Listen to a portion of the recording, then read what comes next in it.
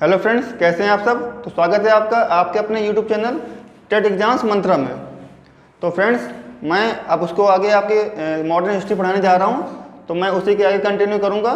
जैसा कि मैंने आपको पिछली वीडियो में या इससे पहले जो मैंने आपकी वीडियो बनाई है उसमें मैंने पढ़ाया था कि मॉडर्न हिस्ट्री स्टार्ट कहाँ से होती है, वो स्टार्ट कहाँ से हुई, स्टार्ट होने के बाद उसमें क्या क्या चेंजमेंट हुआ, उस चेंजमेंट के साथ उसमें कौन कौन से किरदार हैं, किसका किसका रोल था, वो सब हमने कल देखा था। कल हमने पढ़ लिया था नादिर शाह तक। नादिर शाह का आक्रमण पढ़ लिया था हमने। ये कब होता है? नादिर शाह ये होता है 1739 में। नादिर शाह 1739 में दिल्ली आता है और दिल्ली को तहस नहस करके चला जाता है। उस समय जो मुगल बादशाह होता है वो होता है मोहम्मद शाह। इसको बोलते हैं रंगीला बादशाह। यहाँ तक हमने कल देख लिया था, ठीक है। अब हम देखेंगे इसके आगे कि इसके आगे का रोल किसका है। चलिए ठीक, इसके आगे का रोल है, क्योंकि मोहम्मद शाह तो चला गया, उसकी डेथ हो गई, नादिर शाह भी चला गया। अब मोहम्मद शाह के बाद आएगा अहमद शाह।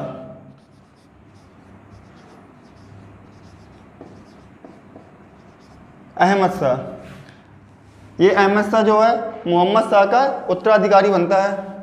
जो मोहम्मद शाह होता है वो 1719 से 1748 तक होता है, ठीक है।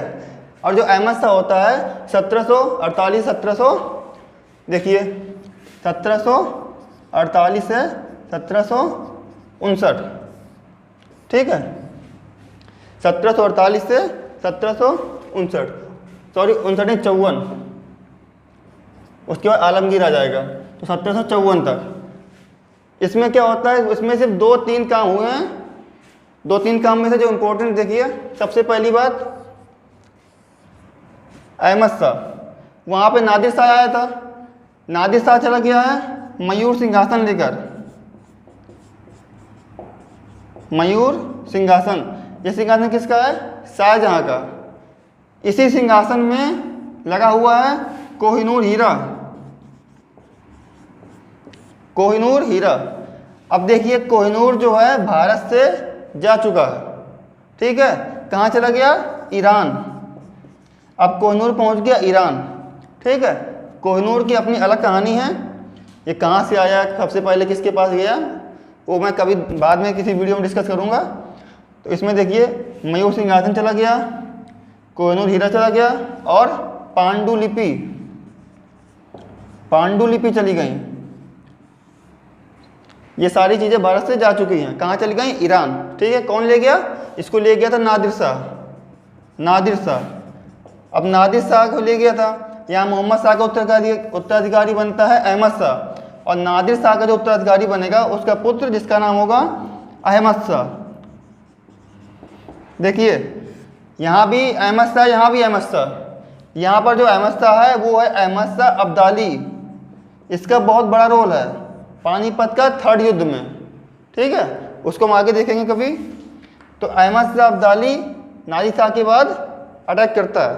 जब नादिर शाह ये सब लूटपाट करके दिल्ली से ईरान गया, तो अहमद शाह ने पूछा उसके पुत्र ने, अब्दाली ने, कि पिताजी इतना सारा पैसा, सोना वगैरह जितने खजाने थे कहाँ से लाए हो? तो नादिर शाह ने कहा ये सब भारत से आया है। इसने बताया कि भारत में बहुत पैसा है, भारत जो है सोने की चिड़िया है। तो अहमद शाह का लालच जागा और अहमद शाह ने कहा कि पिताजी आपकी तरह मैं भी भारत जाऊंगा। तो नादिर शाह के मरने के बाद अहमद शाह ईरान का शासक बनता है, और ये मुगल बादशाह होता है अहमद शाह। उस टाइम पे इसके टाइम पे ये अहमद शाह अब्दाली भारत में 5 बार अटैक करता है, टोटल 5 बार। 1 बार नहीं, 2 बार नहीं, नादिर शाह ने तो सिर्फ 1 ही बार किया, लेकिन अहमद शाह अब्दाली ने इसी के टाइम पे 5 बार अटैक किया। इसका टाइम पीरियड 48 से 54, तो इस बीच में इसने 5 बार अटैक किया। इन 5 बार में हर बार कुछ ना कुछ लेके चला गया, और जब चला गया तो अपने जीते हुए क्षेत्र, अहमद शाह अब्दाली जितने क्षेत्र जीते हैं उन जीते हुए क्षेत्रों में अपना एक एजेंट, अपने एजेंट को बैठा गया। उसका नाम है नजीबुद्दौला। क्वेश्चन पूछेगा कि अहमद शाह अब्दाली के बाद उसके जीते हुए क्षेत्रों में उसका जो क्षेत्र था उसके कार्यभार कौन संभाला, या फिर उसके जीते हुए क्षेत्रों में उसका संरक्षक कौन था, तो वो है नजीबुद्दौला। नजीबुद्दौला को अहमद शाह अब्दाली अपना एजेंट बना के छोड़ गया और ये हमेशा के लिए चला गया।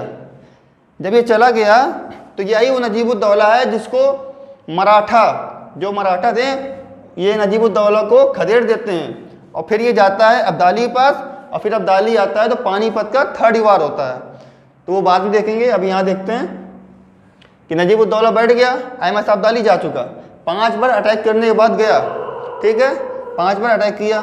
अब जो अहमद शाह है इसके समय पे मुगल दरबार में इसकी एक राजमाता थी जिसका नाम था ऊधम बाई। ऊधम बाई, इसको एक उपाधि दी गई है, उसका नाम है विला ए आलम। विला ए आलम, ये इसकी उपाधि है ऊधम बाई की। इसका जो हस्तक्षेप ये अहमद शाह के कार्यों पे हमेशा रहता था। ये कोई भी निर्णय डिसीजन लेता था तो ऊधम बाई पहले आके रोकती थी कि ऐसा नहीं ऐसा करो। तो ये भी सोचता था कि इसका नियंत्रण राज्य में है ही नहीं, बस नाम का राजा है। अब अहमद शाह जो है राज कर रहा था, इसने अपने एक वजीर बनाया था, तो उस वजीर ने क्या किया, एक और किरदार आता है यहाँ पे, उसका नाम होता है इमाद उल मुल्क।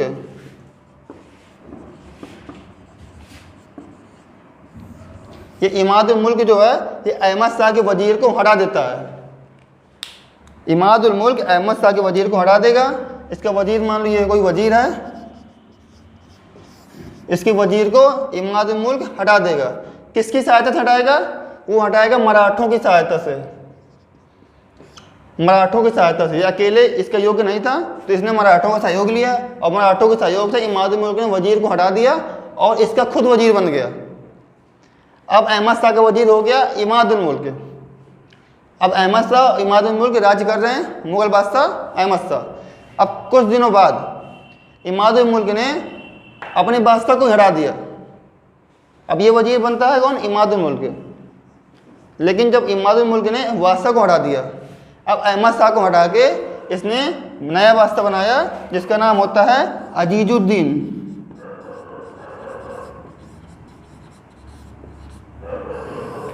अजीजुद्दीन, ये नया बादशाह बनता है। अब ये अजीजुद्दीन कौन है, तो यही वो व्यक्ति है जिसको बोलते हैं आलमगीर सेकंड। यही वो व्यक्ति है जिसके समय पे बैटल ऑफ प्लासी, पानीपत के प्लासी का युद्ध होता है। ठीक है, 54 खत्म, अब 54 के बाद ये आएगा अजीजुद्दीन और इसी के समय पे प्लासी का वार होगा। ठीक है, तो ये अहमद शाह देख लीजिए, इसके समय ज़्यादा घटना नहीं है। नादिर शाह का उत्तराधिकारी जो होता है अहमद शाह अब्दाली, ये इंडिया आता है और इसके समय पे इंडिया में 5 बार अटैक करता है पूरे। अब 5 बार अटैक करने के बाद इंडिया से हर बार कुछ ना कुछ ले गया और अपने जीते हुए क्षेत्रों पे जहाँ जहाँ उसने विजय की है वहाँ नजीबुद्दौला को बैठा गया, क्योंकि ये ईरान का है, ईरान में राज कर रहा है, तो भारत में आके नजीबुद्दौला को बैठा गया। अब नजीबुद्दौला इंडिया में राज कर रहा है जहाँ जहाँ पे अब्दाली ने जीता है, जीते हुए क्षेत्रों में। अब नजीबुद्दौला बैठा है, वो चला गया और जो अहमद शाह ये है मुगल बादशाह, दोनों का नाम अहमद शाह है, ये अब्दाली है, ये मुगल बादशाह। तो ये जो मुगल बादशाह है इसकी शासन पे इसकी राजमाता है ऊधम बाई। इसका बहुत हस्तक्षेप था। ऊधम बाई की उपाधि है विला ए आलम। ये साफ साफ एग्जाम में आएगा कि विला ए आलम किस कौन है, तो ऊधम बाई है। ठीक है, अहमद शाह की राजमाता है ये ऊधम बाई। विला ए आलम हो गया, इसका वजीर था, इसके वजीर को इमाद उल मुल्क नाम का एक व्यक्ति है, उसने मराठों के सहयोग से वजीर को हटा दिया। ठीक है, मराठों के सहयोग से वजीर को हटा दिया और अब इसका वजीर खुद बन गया। अब इमाद उल मुल्क अहमद शाह का नया वजीर बना, लेकिन कुछ दिनों बाद समय चलता रहा और इमाद उल मुल्क ने अपने शहंशाह या बादशाह अहमद शाह को हटा दिया। अब वजीर ने अहमद शाह को हटा दिया, ये भी हटाया है मराठों की मदद से। ठीक है, तो इसको हटा दिया और इमाद उल मुल्क नया बादशाह किसको बनाया, अजीजुद्दीन को। ये अजीजुद्दीन वही है, इसका एक नाम और है, इसको बोलते हैं आलमगीर सेकंड।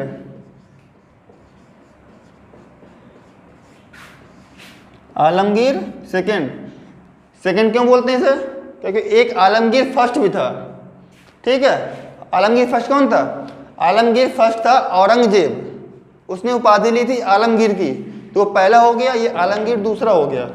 तो अब जो नया बादशाह बना वो बना आलमगीर सेकंड, ठीक है। अब हम देखेंगे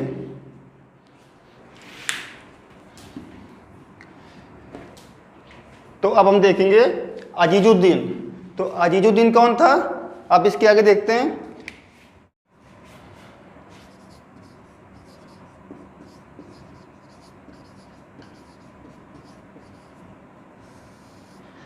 अजीजुद्दीन ये बनता है अहमद शाह के बाद, यानी 1754 से 1759, ठीक है।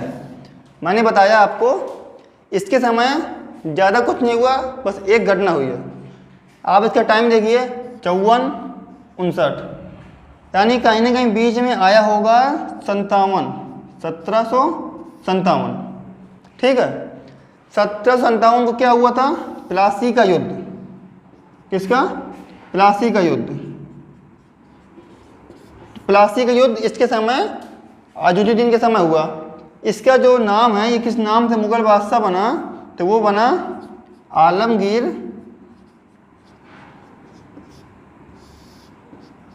आलमगीर सेकंड। आलमगीर दूसरे के नाम से या आलमगीर द्वितीय, आलमगीर सेकंड के नाम से ये मुगल बादशाह बनता है, ठीक है। क्योंकि आलमगीर फर्स्ट कौन है? औरंगजेब है, ठीक है, ये हम आपको बता चुके हैं। अब आलमगीर सेकंड मुगल बादशाह बना 54 से 59 तक, और इसके समय जो विशेष बात है वो है प्लासी की लड़ाई, ठीक है। तो अब हम पहले प्लासी की लड़ाई देखेंगे, उसके बाद आगे चलेंगे, ठीक है। इसके समय कोई और घटना नहीं है, क्योंकि इसके बाद जो आएगा वो आएगा शाह आलम सेकंड। इसके समय हुआ प्लासी का युद्ध, फिर जो उसके बाद आएगा उसके समय होगा बक्सर का युद्ध। इसमें अंग्रेज जो है ब्रिटिश की लड़ाई होगी प्लासी में, बंगाल का नवाब होगा उसके साथ, ठीक है।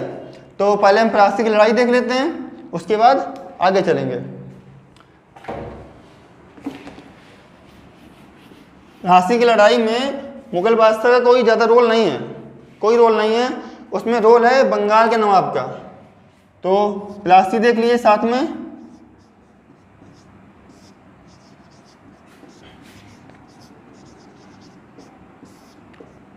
(1757) प्लासी का युद्ध। देखिए ये युद्ध कैसे हुआ, इसकी एक अलग स्टोरी है। इसकी स्टार्टिंग स्टोरी क्या है वो जब मैं आपको बंगाल पढ़ाऊंगा तब बताऊंगा। अभी मैं इतना बता रहा हूँ क्योंकि ये साथ में 1757 का सन आ गया और मैं मुगल पढ़ा रहा हूँ, इसलिए साथ में चल रही है, तो मैं सिर्फ इतना बता रहा हूँ कि कैसे हुआ। तो बंगाल का नवाब जो है तो है सिराजुद्दौला।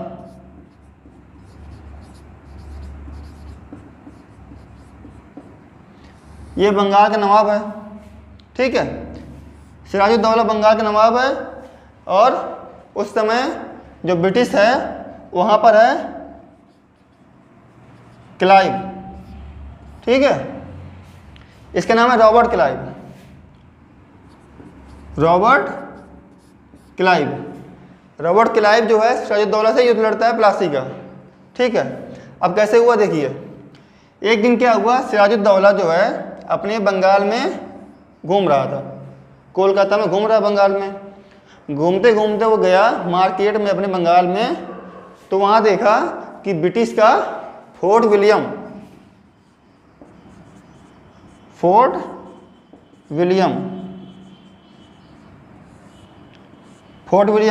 ये एक किला हुआ है, चौकी टाइप में होती है। तो देखा ब्रिटिश का फोर्ट विलियम बना हुआ है। तो सिराजुद्दौला बंगाल का नवाब है भाई, उसका हक है हर चीज़ जानने का।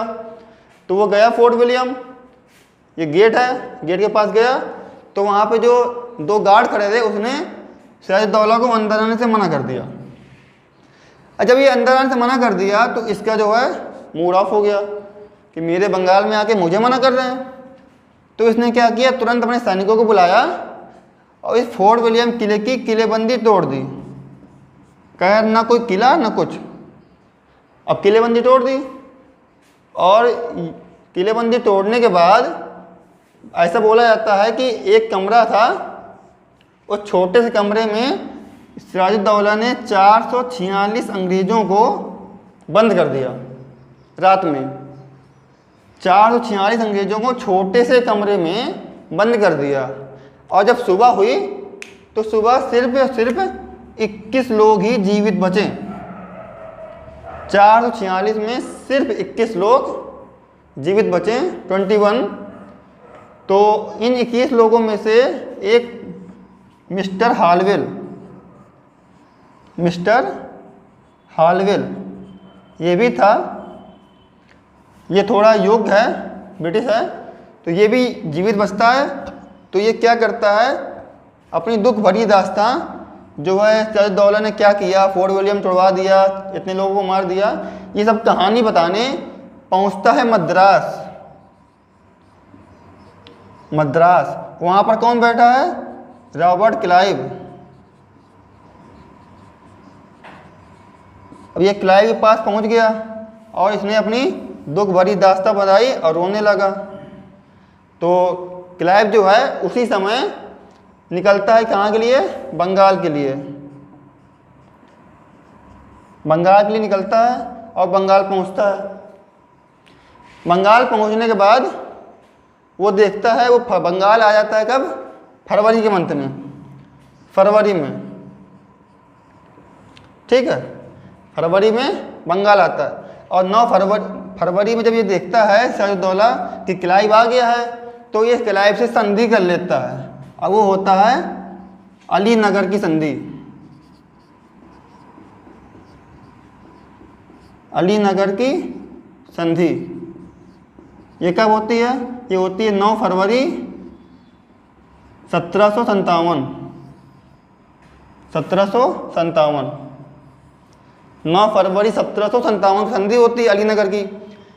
आपको बताएं ये संधि क्यों करता है, क्योंकि सिराजुद्दौला भी योग्य है, वजीर है, वो बंगाल का नवाब है, और फिर भी ये संधि करता है रॉबर्ट क्लाइव से बिना लड़े। तो ये संधि इसलिए करता है कि उस समय बंगाल पे मराठों का अटैक होना है।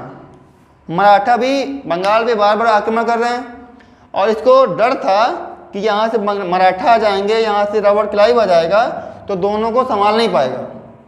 और एक बात कि अभी भी अहमद शाह अब्दाली का भी आक्रमण होने का खतरा था, क्योंकि इससे पहले आपको पता है 5 बार आक्रमण कर चुका है। तो इनको लगता था अभी फिर ना कर दे, तो इसलिए इसने रॉबर्ट क्लाइव से संधि कर ली, किसकी, अलीनगर की, ठीक है। अब अलीनगर की संधि हो गई 9 फरवरी 1757 को। जब थोड़ा और टाइम बढ़ा आगे तो इसने रॉबर्ट क्लाइव ने सीधा इनके ऊपर अटैक कर दिया और बोला कि प्लासी की लड़ाई लड़ो। तो जब प्लासी की लड़ाई हुई तो वो जून 1757। तो ये लड़ाई कैसे हुई देखिए,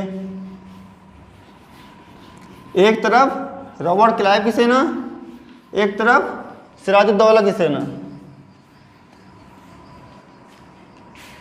जो क्लाइव था वो बहुत ही माइंडेड बंदा था। क्लाइव इसने क्या किया, इसने पहले जो सिराजुद्दौला है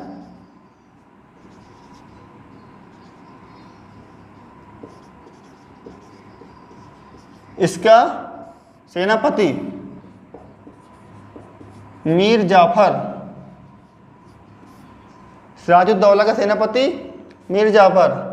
तो क्लाइव ने मीर जाफर को लालच दिया, हमेशा करते हैं जो वही किया, लालच दिया कि तुम हमारे साथ रहो, तुम इतना करना कि तुम कुछ ना करना, मतलब जब युद्ध होगा तो तुम कुछ मत करना, तुम्हारी सेना कुछ नहीं करेगी और अगला नवाब जो होगा बंगाल का वो हम तुम्हें बना देंगे। तो मीर जाफर जो है खुश हो गया। उसके बाद युद्ध हुआ। ये आम के बगीचे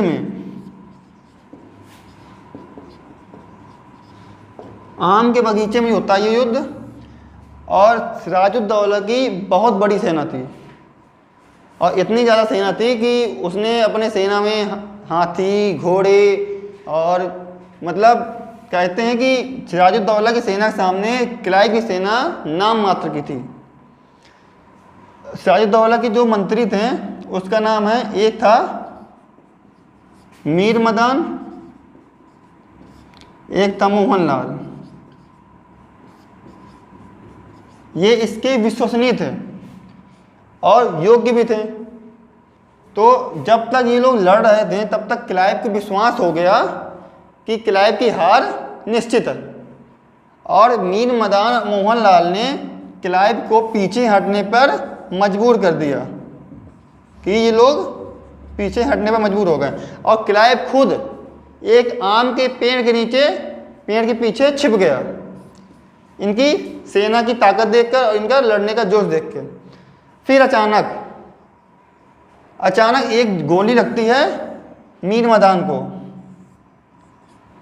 इसको एक गोली लगती है, और वो गोली लगते ही जो है घोड़े से गिर जाता है और मर जाता है। तो देखिए ये दोनों बराबर लड़ रहे हैं।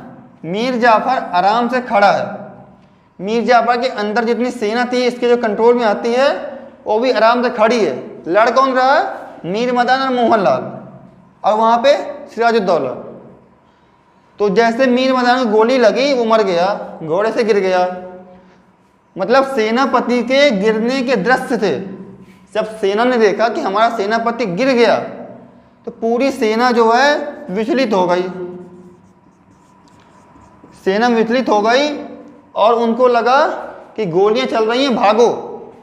और सब लोग युद्ध छोड़ के, जितनी भी सिराजुद्दौला की सेना थी, युद्ध छोड़ के भागने लगी और बचाव बचाव करके भागने लगी। ये समझ लो कि वो दृश्य इतना भयावह था, भयावह मतलब डरा हुआ था, कि सिराजुद्दौला भी जो राजा है वो भी सैनिकों की तरह पैदल चलकर अपने महल पहुंचा। सैनिकों के साथ ये भी भागा। पहले इसने पूछा कि क्या हुआ, तो सेना ने बताया कि सेनापति खत्म। तो राजा ने कहा, नवाब ने, कि मैं तो हूँ। तो सेना ने कहा आप भी चलो। तो सेना के साथ सिराजुद्दौला चला, और नवाब जो है अपने महल पहुंचा, बंगाल में अपने महल पहुंचा, और उस महल में अपनी पत्नी, इसकी पत्नी का नाम था लुत्तुनिसा।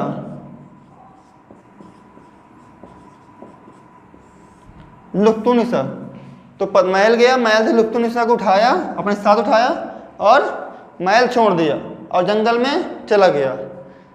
जब जंगल में चला गया तो ये युद्ध जो है क्लाइव जीत गया। पहले क्लाइव को विश्वास हो गया था कि ये हार ही रहे हैं, लेकिन अचानक गोली लगी मीर मदान को, मीर मदान मर गया, सब लोग भाग गए। खुद नवाब पैदल भागकर महल पहुंचा और अपनी पत्नी के साथ महल छोड़ दिया और जंगल चला गया।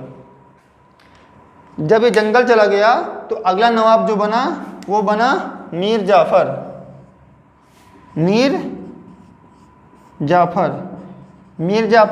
जो कि पहले ही क्लाइव ने बता चुका था कि मीर जाफर नवाब बना। फिर मीर जाफर ने क्या किया क्लाइव के साथ, फिर क्लाइव ने क्या किया मीर जाफर के साथ, ये हम पढ़ेंगे जब हम आपको बंगाल पढ़ाएंगे। ठीक है, अभी हम सिर्फ आपको मुगल पढ़ा रहे हैं, इसलिए जो मुगल में बीच में आया प्लासी की लड़ाई, तो वो मैंने बता दिया।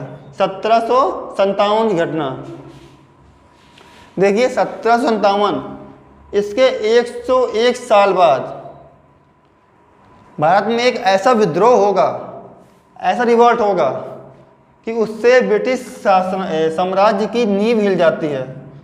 उसको बोलते हैं 1857, 100 साल बाद, 1857 का विद्रोह। ठीक है, और उसी विद्रोह के बाद एक एक्ट आएगा और उस विद्रोह को दबा देगा। ठीक है, तो वो हम बाद में चर्चा करेंगे। अभी हमने देख लिया कि आपको अजीजुद्दीन मतलब आलमगीर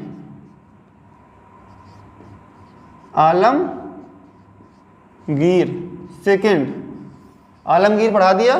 आलमगीर में क्या हुआ, सिर्फ प्लासी की लड़ाई। ठीक है, अब हम इसके आगे देखेंगे। इसके आगे जो मुगल बादशाह बनता है वो है शाह आलम। ठीक है, शाह आलम के नाम से मुगल बादशाह बनता है। आप पढ़ेंगे हम शाह आलम। तो ये था हमारा अभी तक का सफ़र कि हमने आलमगीर सेकंड पढ़ा दिया आपको, आलमगीर सेकंड। क्वेश्चन क्या बनेगा, प्लासी की लड़ाई के समय मुगल बादशाह कौन था, सीधा क्वेश्चन बनेगा, कौन था, आलमगीर सेकंड। प्लासी की लड़ाई कब हुई, 1757 में। आलमगीर सेकंड का समय क्या था, 1754 से 1759, ठीक है, 54 से 59, देखो 57 बीच में आएगा, ठीक है। इसके समय कोई और घटना नहीं है। आलमगीर सेकंड का पूछ लेगा कि रियल नेम, वास्तविक नाम क्या है, तो क्या है, आ से आलम और आ से अजीजुद्दीन, अजीजुद्दीन। तो याद रखिएगा, जैसे वहाँ से अहमद शाह के समय अहमद शाह अब्दाली ने अटैक किया, वैसे आ से आलम, आ से अजीजुद्दीन, ठीक है। तो इसके बाद हम पढ़ेंगे शाह आलम, वो हम आपको अगली वीडियो में पढ़ाएंगे। तो इसके लिए अभी तक यहीं तक रखते हैं अपना। और अगर आपको थोड़ी भी कहीं डाउट होता है या कुछ भी होता है तो आप मुझे कमेंट करके बता सकते हैं। और मेरे चैनल को लाइक करें, सब्सक्राइब करें और बेल आइकन दबा लें, ताकि जो नई वीडियो आएगी मेरी उसकी सबसे पहले नोटिफिकेशन आगे तक पहुँचेगी। ठीक है, जय हिंद, जय भारत।